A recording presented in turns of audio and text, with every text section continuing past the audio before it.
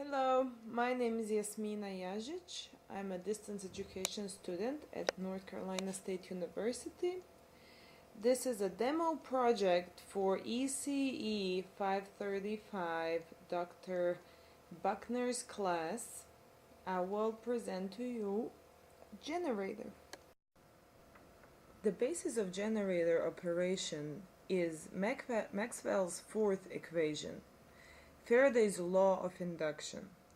Faraday's law states that time-varying flux linkage induces voltage in conductor. V induced is negative d lambda dt. Lambda is the flux linkage of the electromagnetic device.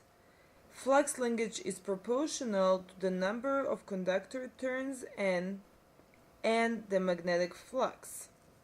The minus sign is known as Lenz's law, which states that induced current is directed to oppose the changing field that produces it.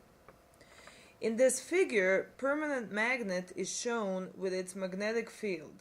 If we move the permanent magnet through a set of conductor coils with n number of turns, the magnetic flux is being changed and voltage is induced in the conductor. Light bulb is connected in series with conductor and lights up every time the permanent magnet is passed through the coils. Voltmeter is also connected to this fixture and shows the polarity of voltage produced. This is what my demo project will essentially show. This picture shows the parts used to create a simple generator to show the application of Faraday's law. Starting from right to left, the initial design core is shown made of Aquafina bottle and 26 gauge wire wrapped around it. There are 4 ceramic magnets used that are shown next to it. These I purchased from Radio Shack. There's also an oil bottle that was a second unsuccessful design of a core. Next to it is what I also went with as a final design is the rectangular core made out of cardboard with a 30 gauge wire wrapped around it, 200 feet of it, about 250 turns.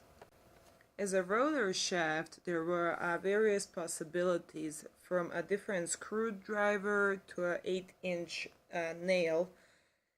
Also, I used voltmeter just to see how polarity of voltage changes as magnetic field is changed and rotated differently. And finally, there is a 2-sided tape to use as a filler for magnets to center them around the shaft, and a little light bulb, mini light bulb, 1.5 volt, 25 milliamp rated. The mini lamp, the wire, magnet wire, and the magnets were all purchased in Radio Shack. The total design cost was around $15, with a magnet wire being the most expensive, around $7. It came in a kit with 30 gauge 200 feet wire, 26 gauge 75 feet, and 22 gauge 40 feet wire. The first and preliminary design of the core was just using a circular surface Aquafina bottle.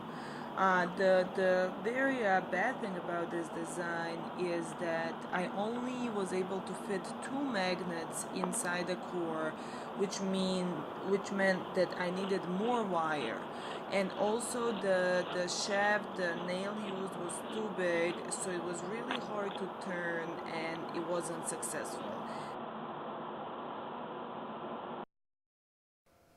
This is a figure of a second design where I used the oil bottle and just cut out the middle and wound a wire around it.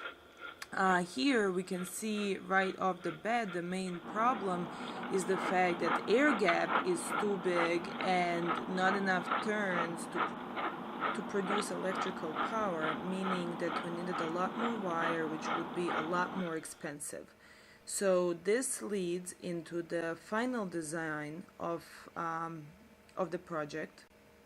The final design of the generator was in such a way that I minimized the air gap.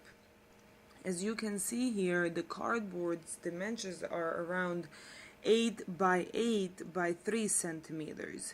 The width of the magnet itself is 2 centimeters. Therefore, there was only enough space so that magnets can turn.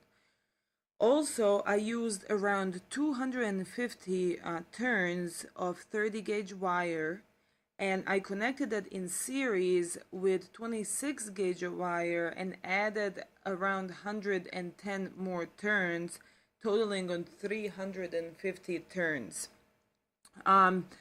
The little mini lamp, 25 milliamp rated bulb is shown here and is connected in series. Magnets are centered around the screwdriver bit, and in order to create a centered two-pole generator, cardboard and a double tape fillers were used. The following is a demonstration how mechanical power was converted to electrical power and light bulb was lit. You can see it's very hard to use it by hand and crank it by hand, so I use the electric drill.